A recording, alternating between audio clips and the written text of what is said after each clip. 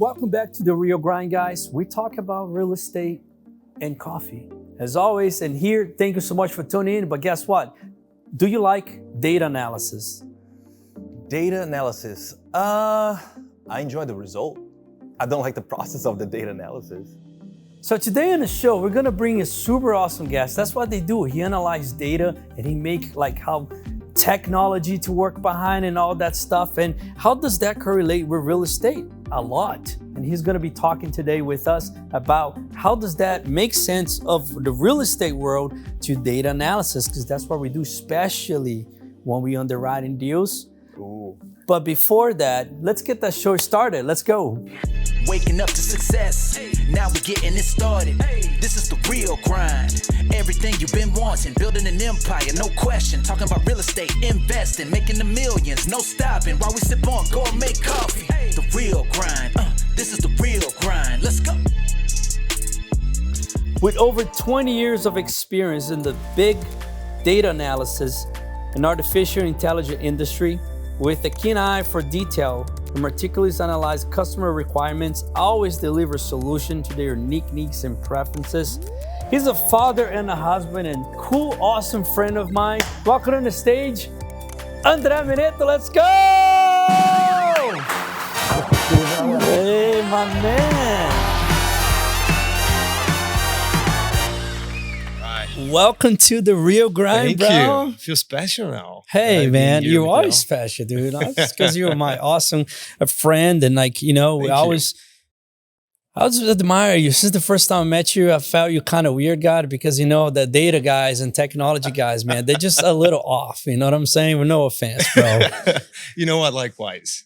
Do you remember the first conversation that we had? The first conversation. The topic? It was not about real estate. Definitely not. That came years later. Home automation. No. No. Mm-mm. Oh my God. Martial arts. Yes. What part? Jiu-jitsu. No, that was Karate. back in the days, bro. Okay, then karate. Okay, so I'll tell. So he Okay. had this awesome, amazing history about a sword. And he's talking about a sword of karate sword? Yeah. It's a samurai sword. Samurai Yeah. sword. So samurai. We had ninjas at the show. Now we have samurais. No, I'm really far from a ninja, but yeah, it was more like a No, passion, but the yeah. story, like, you know, and that's the thing with everything with Andret, everything he knows, he just put his mind behind it. He knows the story behind and everything. So he was talking about the sword, and it's like, man, this guy's awesome, dude. Very Thank interesting. you. Yeah, I remember that now. Yeah, I was at the house right when I actually got the sword. It was actually a funny story about it, right? It was one of the things that once I made my first commission check, right, in my job, I said I want to buy something special, right? I love martial arts. Did karate for many years, as you know. We do jiu-jitsu. We like that Yeah. too, and having that history with the Japanese culture, the warrior culture in Japan, I've always wanted to get something special. So I did a lot of research and I found out this family in Japan who's been making swords for hundreds of years. A family Same of people family. doing swords. You have to order months ahead. Wow. And we did it. It's like one, forged like with the 1095 iron or something, and it's made by hand, sharpened by warm clay. Is it And, really true that you just, put what's the name of the Just a sheet of paper. no sheet of paper, the really thin fabric thing that you just laid on and it just cuts? Is Yeah, that like silk. Right? silk? Yeah. That's it. Never tried with silk. I have tried with watermelons. My wife does not like when I do that. Oh, the Fruit When I do that, Ninja. but yeah. Before Fruit Ninja. Yeah, I yes. bought the sword. I've been doing some Fruit Ninja stuff. Yeah, let me show you how you can chop a watermelon. You got the Yeah. probably more effective ways to do that. Well, Right? dude, brother, once again, thank you for coming to Thank the you. show, man, course. and sharing your story. But let's go back there, man. And I Yeah. also fortunate that you from Brazil, Yep. just like us. But talk a little bit about your beginnings. Where were you born, and what got you here? Yeah, of course. I was born in Sao Paulo, which is probably the largest city in probably Latin America or South America, right? Down in Brazil. Grew up, not, humble beginnings, we shared that, growing up. Always liked martial arts, sports, and never really was a data person or a technology person. It really came out later in life. I think when I was in high school, I noticed all my rich friends, they had computers and they broke. And I said, I can try to fix that. So I started like fixing computers for my friends, from people like that. And that's how I gravitated towards IT. Mm. And after I graduated from school, got into university. I ended up doing the university. It was the only one that I passed. It happened to be public, so I didn't have much money to pay for university. So I went to the public school in Brazil, which happened to be good at the time. But the public schools in Brazil are pretty good. Yeah, the universities, right? For the most okay. part, yeah. So, and I did computer science, and right after that, an American company found me, and I started working for that company in Brazil until they transferred me about a year or two after I graduated. So, being Back here to now, America. 17 years in Dallas for the most part, yeah. Always around this analytics, data, you can call it all kinds of flavors of analysis. Yeah, of because data. if I you just love say it. if you just say analytical data, it's boring. But then you start putting artificial intelligence. But Yeah. everything is based on data, man. Everything. When you study data, that's where not just in a business perspective, which I talk here a lot, that when you measure your own data, there's always you can strategize your growth. Exactly. Every company is a data company. You run a data company.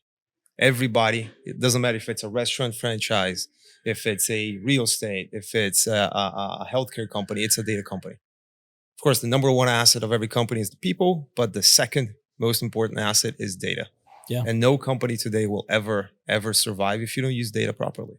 And it's funny because like nowadays, more and more, like they are measuring more and more data of human beings, Yeah, right? exactly. Our behaviors online, our behaviors with our phones, our behavior like now it's the point there devices are listening behaviors and act upon us. So the data is just getting insane, man. Yeah. We often geek out, you and I, and talk about how the artificial intelligence, like the AIs and how they put together, and I more and more get amazed to it. And what do you think about all this? Like, since you're starting the beginning of your career and like all the data points that they get now is so insane.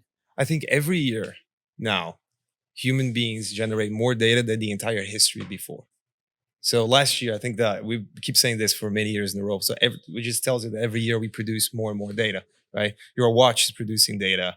There's probably a ton of equipment here that are producing data daily, every second, right? And I think the biggest obsession that most companies have today is to create a unique vision of who you are, who I am, right? Because you have many profiles. You go on Netflix and you watch a movie. You go buy some food somewhere. You go buy shoes and you watch something. You listen to something. And all of that data somehow is scarce. It's in many different locations. So the idea now is for companies to try to qualify who is Leandre, who is Andre, what does that person like to do based on what they watch. Them. Yeah, like finding people that are close to this interest and such. Yeah, exactly. And then try to predict what that person is going to do. That's when you link to the AI. The primary goals of AI right now for the business is to try to predict what you're going to do. Right? When you go to YouTube today, if you don't let your kids play with YouTube, it will try to adapt to what you watch. Mine, it's a bunch of... Yeah, I mean, it keeps happening to me, man. I don't know. I want to watch real estate if Peppa Pig shows up. What the hell? YouTube, get it right. Exactly. Just kidding. But speaking of real estate, the data behind real estate is amazing, right? And this is what I think most people make mistakes when they invest, is they don't look at the data properly, right? And that was something that really amazed me when I met with you on the multifamily business, is the amount of work that you put behind the data. I asked the question. I came thinking about a bunch of questions you had to cover, right? Things like how many people are moving to Dallas every day, every week. You knew it, right? You're gonna, buy a new apartment complex, and the deal with multifamily. Everybody I think knows that this point is, I'm gonna make this product better, right? You're gonna buy something, you're gonna make the product better, you're gonna attract buyers to each or renters, and then you're gonna sell it at the end, right? But when you analyze whether you're going to do that or not, it's not just, okay, is this a good property? Do I have good bones in this property? But can people around that area afford it? Yeah. Right. What is the medium household income? What is the trend?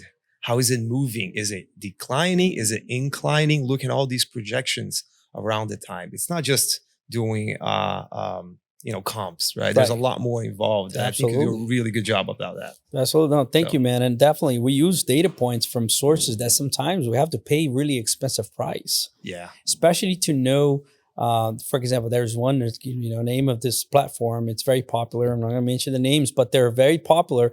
The cost is insane. Yeah. It's like something that is on a 5,000 a month. Yeah. For you to keep that data. And obviously, fortunately, some of the brokers that will sell you the deal, who provide this data for you, that they have the subscription the services, and they do that in a way that we can analyze those data. And there's a lot of other data, like Census is one of them, right? The U.S. Census, that to know what is the growth of their market and such, which definitely. And dude, I want also to touch base on, a little bit more of your career, because you're a very clever and smart investor yourself. And I want to touch a little bit on that, how that portfolio started it and grew. And now that you're diversifying, you had your plan. But before we do that, man, guess what time it is? Coffee? It is coffee time with Mr. Koala.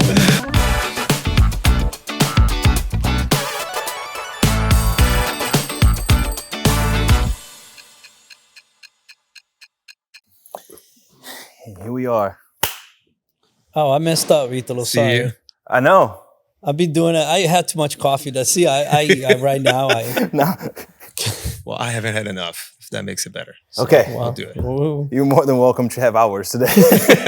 We're definitely willing to share. Yeah, and I'll do just like the guys that taste it, the graders that just sip it and spit it. Yeah, pretty 'Cause I've much. been drinking all of them because they're delicious, man. And Absolutely. But Andrea, thank you for coming to the show, man. Thanks for giving me the opportunity to share a cup of coffee with you. Thank you. This is pretty interesting because he likes data. In the beginning, you asked me about data, right? Because I have an IT background too. I don't know if you know that, but I'm not on the data side. I was on the software side. So that's why I said I like the final result, but I don't like doing what he does because my brain doesn't function that way. But reading the description of this coffee, guess where this coffee is from? where? Honduras. Who is in Honduras? Oh, Francis. And what does Francie do? Analytical. She's our very financial analytical. controller. Yeah, so Francis, Shout out to Francis. We the little heart for her, right? But yeah, so coffee. You're from Brazil. We grew up on coffee. Yep. Do you still drink coffee to this day? Yes. Yeah? I do. Every day? Every day. Type of deal? Yeah. Maybe a little bit more than that, but yeah.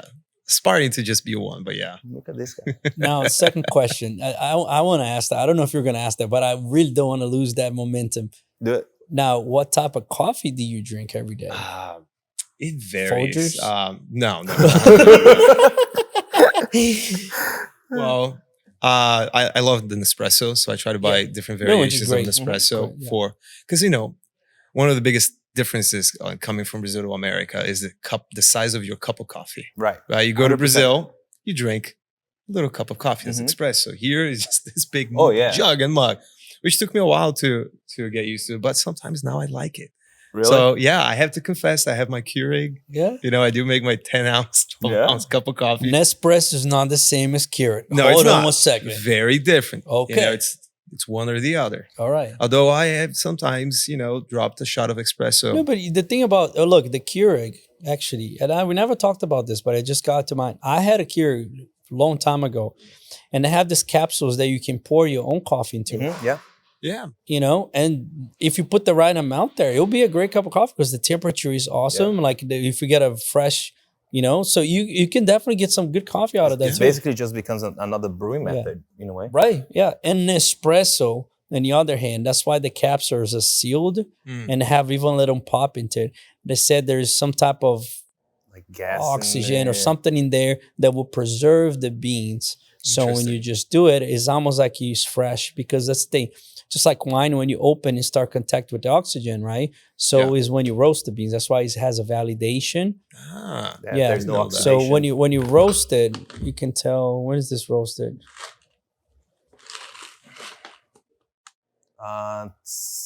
12 of last month. So 12th of July. Yeah, so this about a one month is on old, the month and a verge half of more of like mature coffee. I'll say. Yeah. This one is like almost a couple more weeks and I won't drink it anymore. Neither will, but Thank I you. want. But let's There you try go. this together here. But you did say, on following up on the Anders question, no specialty coffee for you, like none of the fancy stuff. You like the, no. let me grab my cup of coffee, make it go, right? Yes. Yeah. So let's try this and then we can develop the conversation with that. So give it a good smell. Take a look on the top against the light. You can see it's almost like looks like dirty water. Yeah. But that's all the oils, the essential oils from that coffee.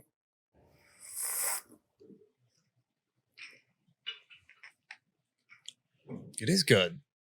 It's almost like I'm taking, like, Look at the notes. You're gonna know why. yeah, I even thought about more of a like this strawberry that I feel a lot from, you know, It's super light. like a Very green light. strawberry. Yeah. It's super light. Yeah. It's more. The notes are honey, walnuts, and sweet tea. Interesting. Okay? You know, strawberry, when that top part is green, that is not fully. So think of that and sip it again. Okay. Huh. Never thought about that. Isn't it? That's interesting. Yeah. To me, But it's not yeah. every coffee has its own characteristics. But then Yeah. sometimes you get your own. But if I say something that your brain now Yeah. relates to it, you just feel it immediately, dude. 100%. But you know, this is an interesting topic too, because I think the I don't know what I was watching that interview the other day. Then somebody said that you know, what's the meaning of life, right? What is the what? The meaning of Meaning? life. Yeah. And then he said, well, to me, the meaning of life is developing the ability to enjoy the present. And that's very deep, right? Because I am now paying attention to drinking coffee every day. I am working, and the coffee is just something that I'm drinking, but I'm paying attention to something else, right? And I think when you start developing that, you know, ability to pay attention to what you drink. I mean, when was the last time you had a meal and you did not watch your phone or did not read something on your Yeah. phone, right? I actually read something about that too. The guy was like, Yeah. when was the last, he actually asked, like, when was the last time that you had your meal without paying attention to anything else but your Yeah. actual meal? Like enjoying the food. Yeah. Because usually we're just like this, right? Yeah. Sometimes we pay attention when it's like you go to a restaurant, or even though like you might Yeah. even pay attention, but like if you go for something else. And think about our artisanal coffee, which is like, you know, the gourmet stuff or specialty coffee, they say, Yeah. is that brings that nostalgia from your childhood that everybody has about the smell of coffee stuff. But Absolutely. coffee brings people together, man. You Yeah. say, hey, let's have a cup of coffee. You don't care about the coffee, but the gathering of the Exactly. coffee, right? And you never share a cup of coffee with somebody that you don't like. Have you thought about that? Ah, never thought about that. It's interesting. Well, I appreciate you guys sharing coffee with me now. Super cool, man. Cool. Thank Andre, you. I want to keep hearing your story, man, because I don't. Thank you. We know each other for a little bit, but I don't think I've ever heard your story from the source. I know a little bit about Yep. you, but I definitely want to keep hearing your story because it's very very intriguing in a way. Because I mean, we all come from Brazil, but we all went separate ways. And Yeah. that for me is very intriguing to see, Yeah. like, just the opportunities that each one of us will take and go from there. Thank you. Thank you Thanks. so Good to much. see But you. before you go, this is for you. So whenever you're having Thank your you. coffee in the morning now, you got something Ah, for you in there. nice. And, You know, I just- just chipped my old mug, so There you go. I actually. Oh, and I like the big ones. Thank you. See, I have my 12-ounce coffee. I can have There one you this go, one. man. Thank Appreciate you, brother. All right, I'm out of here, and let's go. Thank you. Hey guys, real quick before we continue. So if you want to learn a little bit more how to get started on investing in real estate today, please go to their website, multifamilyempire.com. And if you also want to learn how to do the best cup of coffee in your own home, we're going to teach you a lot of tips and tricks. Go to multifamilyempire.com/the real grind. Let's get back to that interview. Well, let me drink this coffee here and finish up my craziness. I'll I probably can drink it for you. It was really nice. Probably go eat after this, and it's like, hey, I'll meet you there. I'll go flying. Dude, great. super cool. Love to share the coffee. And brother, now talk about your investment portfolio. How'd you get started? First of all, what was the mindset of investing? Because this is not much of a Brazilian of our culture. Out of maybe some, Yeah.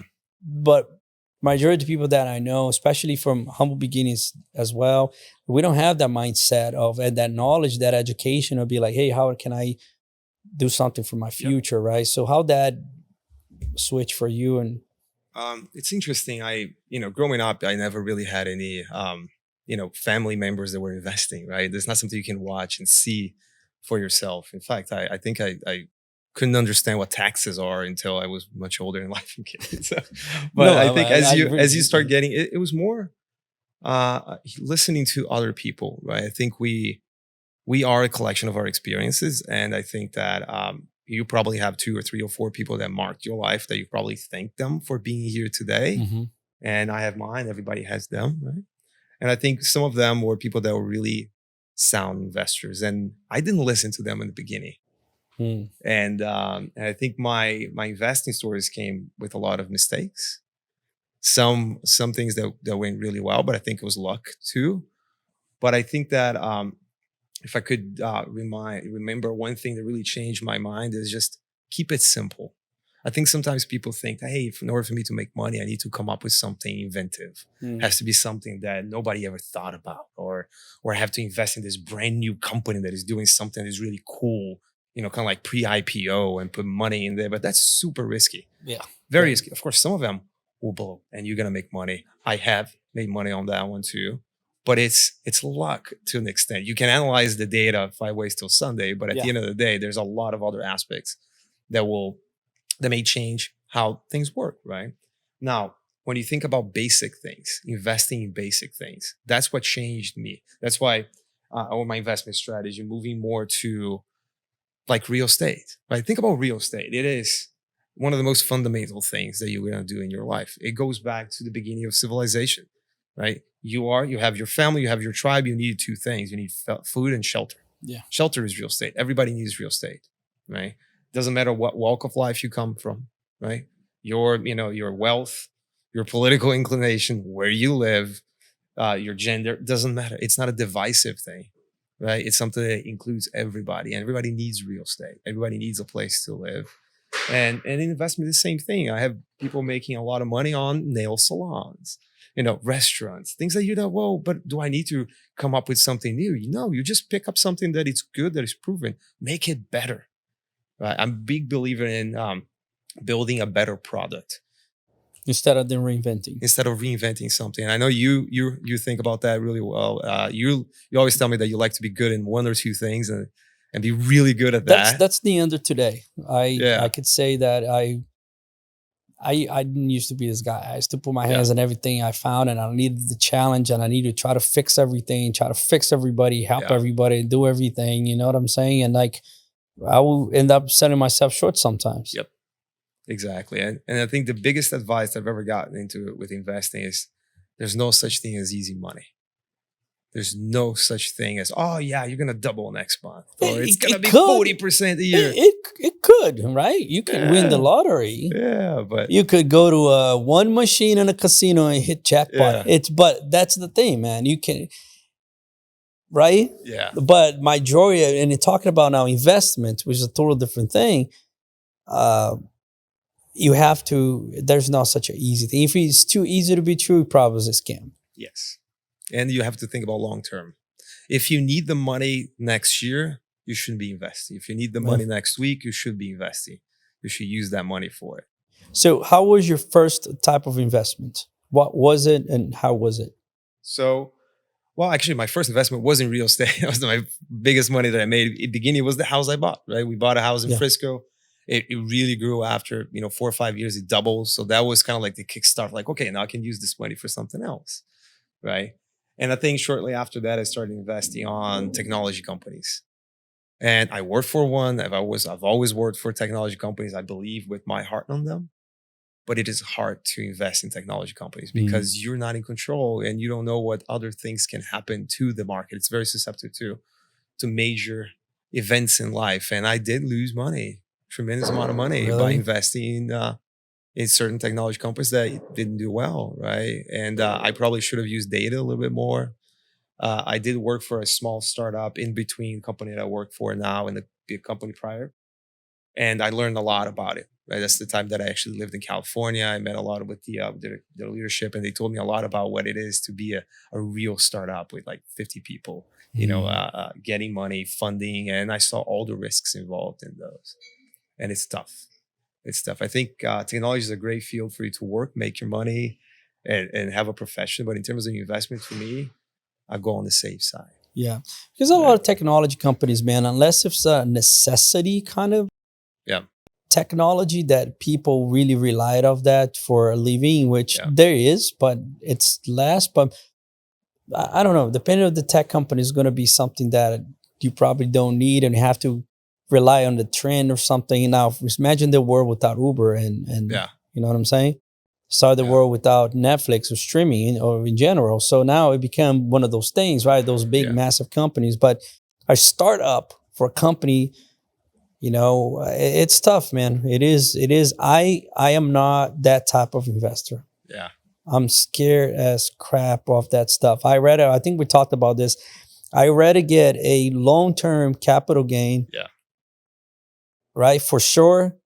That I bought some crypto last year, man. That shit gave me anxiety, dude.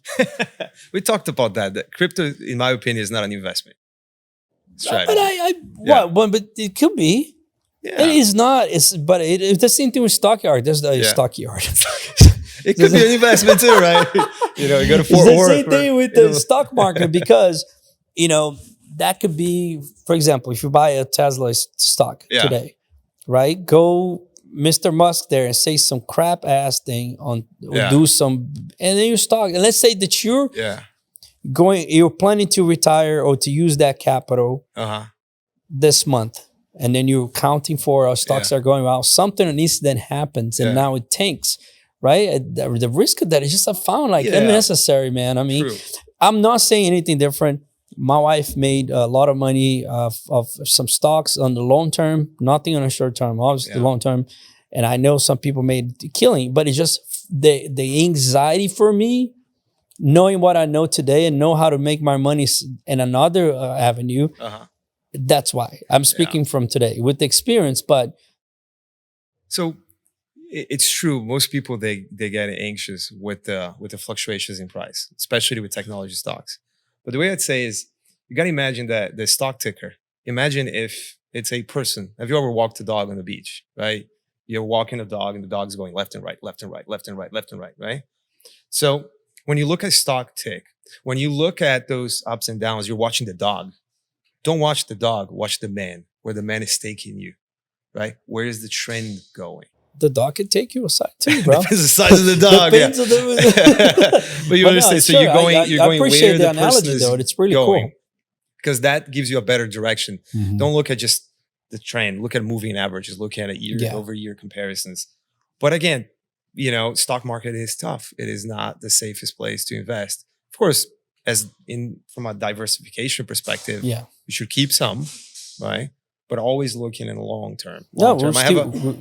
we still have some stocks, and they're actually doing great from this year. From when the year turned, and man, it grew like over 50% Yeah. from what we had. I was like, man, that's great. Yeah, and I learned a lot about investments now. With I have a person that works with me. His name is Ben. He's amazing. Shout out to Ben. I met Ben. I call him. Oh, you met Ben? Yeah, yeah. Exactly. Oh, Super yeah, you met cool. Ben. Yeah, I very call him my sharp. dad. Right? He's Yeah, Can I buy this? He takes care of it for me. He helps me understand the diversification, where we put things, and a lot of things I just don't understand. I ask him, why are we doing this? And he's like, it explains. And he uses a lot of data. I like that about you, that you're, Yeah. it's like, you don't need to know everything. You don't need to understand anything, but Yeah. leverage, you're either a tool of a person, like an expert on it. So you just said it many times to me. It's like, no, when I do the financial decisions as far as investment, I consult this guy because he's in it every day. Yep. You in your stuff. If I would have opened a company that I need the data, I would go for you, right?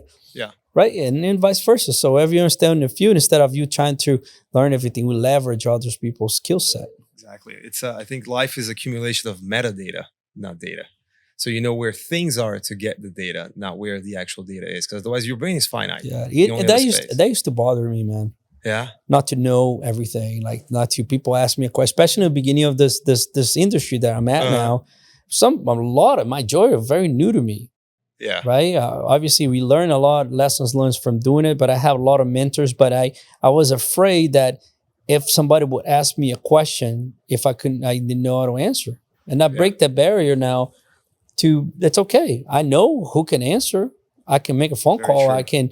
Daddy usually knows majority of the stuff, and I know majority. So we complement each other, and that's okay. Yeah, that's true. I mean, in my life, I used to do a lot of presentations to customers, right? Technology presentations. You do a demo, you do a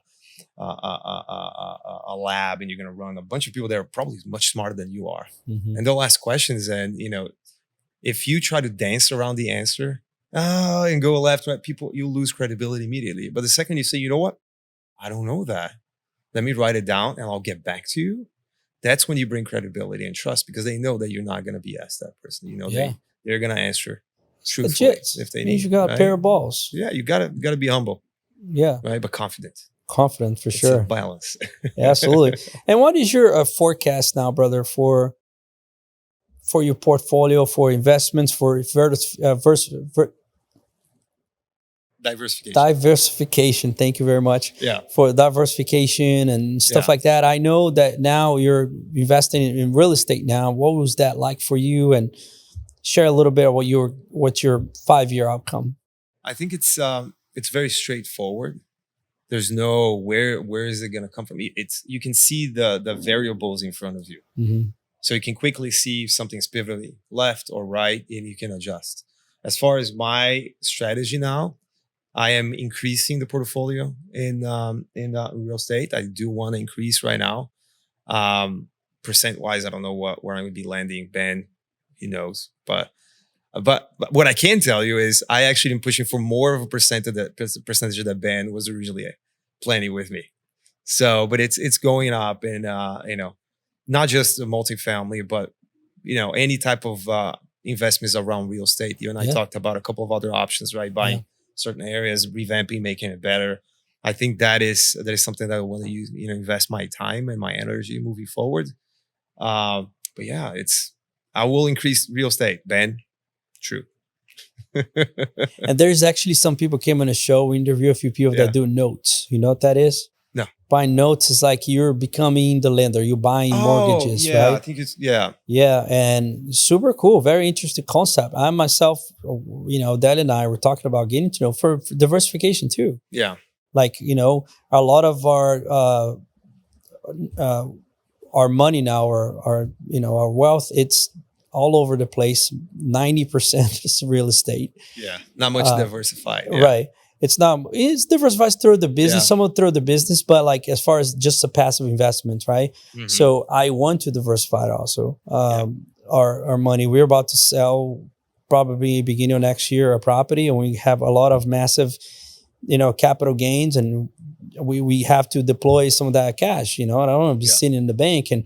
Yep. But then I wanted to try some stuff new. There's a guy now they're talking to that is into RV parks and stuff like that. So I want to definitely do diversification, man. That's why if one fails, you still have, 9 out of 10, let's say. Yeah. And even within real estate, you can diversify, right? You can go diversify by types of properties you buy, by locations where you buy, right? Where you look at all of the variables, all the risks, that's how you start diversifying. You can still be in real estate and be diversified.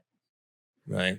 It's not like the whole real estate market is going to tank at once. And even if it does, it comes back. Right. I mean, we've seen, you just have to sit tight. It Absolutely. comes back. Yeah. That's why we the scalable real estate that we buy at apartments, because the risks are lower since we buying the entire property versus, let's say, if you buy one house, you're vacant, you're 100%. Right. Yes. And now in the apartments, 207 units, if 5 apartments leave, it's still the ratio, right? Yeah. So definitely it makes a lot of safer that way. Yeah. Yeah. So my wife is in real estate, right? Shout out to Chris, love you. So yay, Chris is awesome. She's a great realtor, and along with this guys. And by the way, we're gonna promote her into the show. Yeah, not me. And we're gonna put her information down. And please. Yeah, absolutely. She's awesome. I've been seeing her a lot of posts. She's actually bringing a very for marketing for her deals and online. Yeah. It's super cool, man. It's funny. We had a dinner last night with some of her clients. Yeah, we went out and they were so complimentary of her, like everybody. And it's true, right? It's something about her not. She cares really about the person.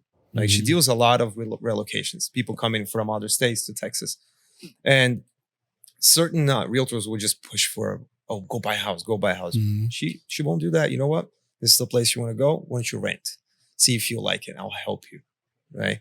And she likes to go above and beyond to help customers. Like this couple that we were last night. They were so thankful because they were moving. Yeah, she actually went and received their rental, their shipped car, right? She got the car, put inside their garage, left it all for them.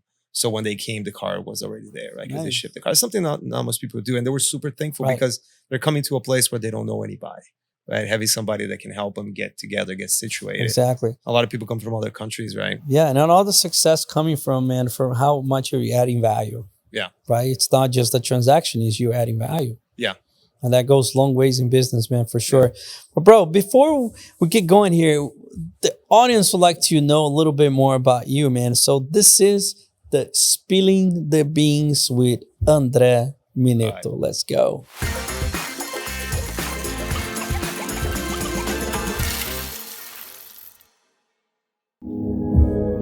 Even sip the water. It's like, here, go. I am ready. I would like more coffee later, by the way. Book smart or street smart? Street. Street smart. Yeah. It's from the streets, man. Chat GPT or Jarvis? ChatGPT. Or emails or face-to-face conversations? 100% face to face. Startups or established businesses? Well, If you would invest in. invest, establish business. But my time, Yeah, startups. really? I love the technology behind it. Like investing my time, I'll dig into startup. All right. Anderson Silva, Spider or Vilto Belfort? Oh, Anderson Silva. Lamborghini or Ferrari? Ferrari. A V12 engine or a 4-cylinder turbo? V12. I naturally aspirated any day. Really? You like that noise? Yes. All right. Ghee or no ghee? Oh. Ah, Gi. More traditional. traditional. Yes. There's no swords in jiu-jitsu, bro. Stop it. It's I think the control, the grappling. It's Yeah. something I think it's Would very you amazing. rather get submitted from a rear naked choke or arm bar? You be submitted, not you giving the submissions. You being submitted. Rear naked choke. Less risk of injury. You just pass out. That's all. No, you just pass out. You don't get injured. But here you could not move your arm for a long time if things go wrong, right? Yeah, interesting story about that, man. And I'll share after we complete the set. This is the Spilling the Beans with Andre. You you. are awesome. Jiu-jitsu, dude. Okay, I have to give you crap now. Jiu-jitsu, and I'm gonna give you crap now. So when we first talked about that conversation about the sword, I was in jiu-jitsu. Yeah. And then you're like, nah, I don't like the grappling. I don't like, you say a bunch of shit to it, man. I give you 30 seconds to apologize and to say how much you like jiu-jitsu now. I apologize. You were right.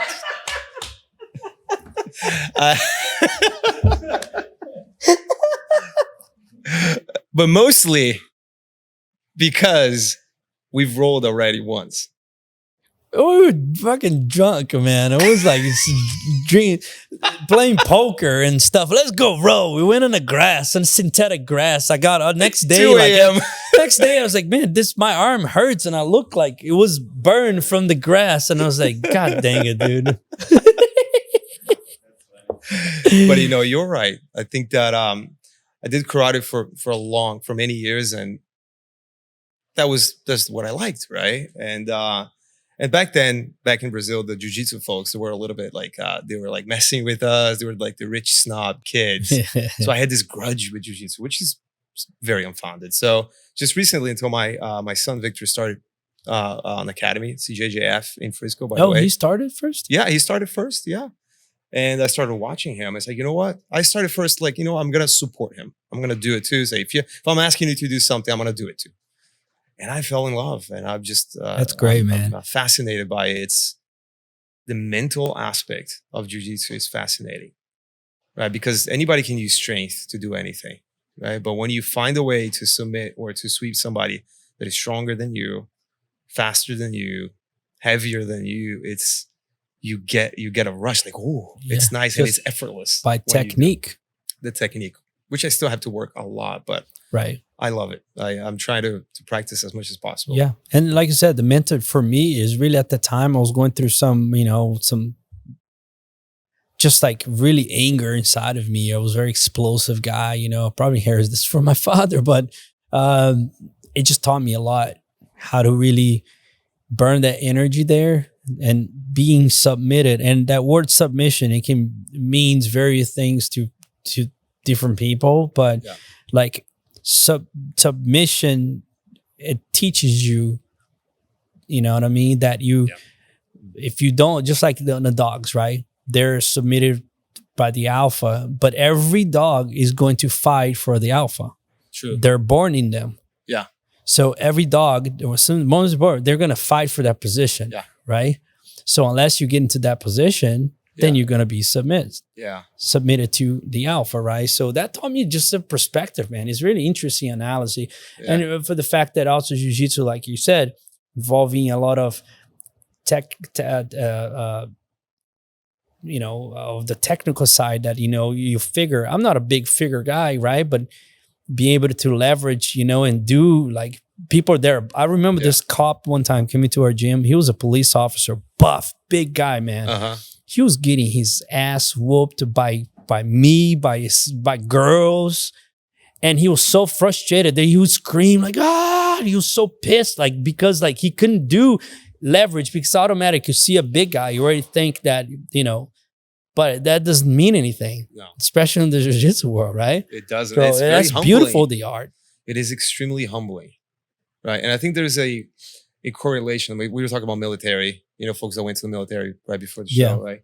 And how, if you notice how military people that serve together, they have this camaraderie because they have their life, you know, their life depend on each other. And I think there's some parallel to be made in jiu-jitsu because when you have somebody that is, you know, rear naked choking you, essentially you're putting your life in that person's hands, right? Or the integrity of your ligaments on your body. Yeah, exactly. You're gonna need your Americana here that could just rip your ligament. So you're putting parts of your body in that person. So there's an element of trust of your physical integrity that you're putting on a stranger, essentially.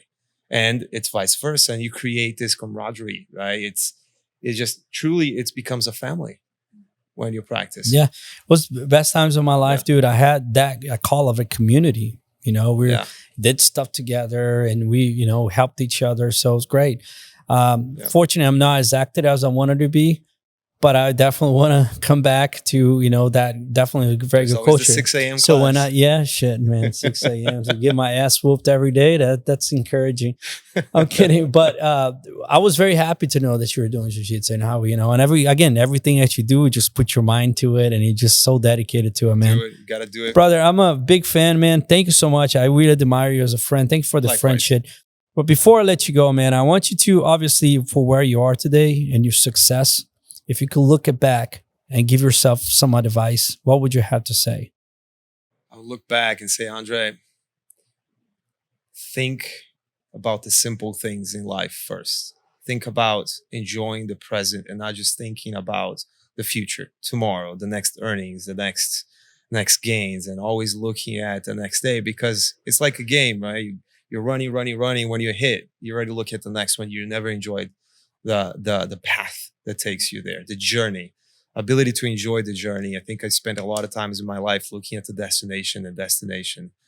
And I failed to enjoy the journey, which, you know, has a lot of learnings and teachings that you forget, right? Sure. And translates a lot of mistakes that I've made in life. I think that would be the biggest thing. The more I can enjoy the present, the better. Scott, hope he goes back there and listen to you, man. I'm kidding. We'll go back in time, yeah. But those testimonies is definitely what other people that are watching, that's how they learn, by looking other. And you will be a smart person if you do listen to other people that have done, people that are, you know, telling advice. Because when we're young too, it's hard, right, to listen to seek help. Sometimes people wanted to help you, but sometimes just to get out and be like, hey, how can I do this? Yeah. You know what I mean? To help you. With mistakes, right? Nothing teaches you more than when you make a mistake, right? And not getting angry at making a mistake, but finding the opportunity. Why did that happen? Right? And it happens everywhere, right? In jiu-jitsu, in investing, in life, anything, like extreme ownership. My brother, man. Good to see you. Thanks so much for watching. Let's go. This is the Real Grind. And as always, thank you so much for watching The Real Grind. How diversified are you? Well, we're pretty diversified. You can find us on Facebook, YouTube, your favorite podcast platform. And remember, just as Andres said right now, enjoy the now, enjoy the moment. Let the future be the future, let the past be the past, enjoy the journey, and you're never gonna regret it. And as always, thank you so much. This is The Real Grind. Let's go. Waking up to success, now we're getting it started. This is the real grind. Everything you've been wanting, building an empire, no question. Talking about real estate, investing, making the millions, no stopping. While we sip on, go and make coffee. The real grind, this is the real grind. Let's go.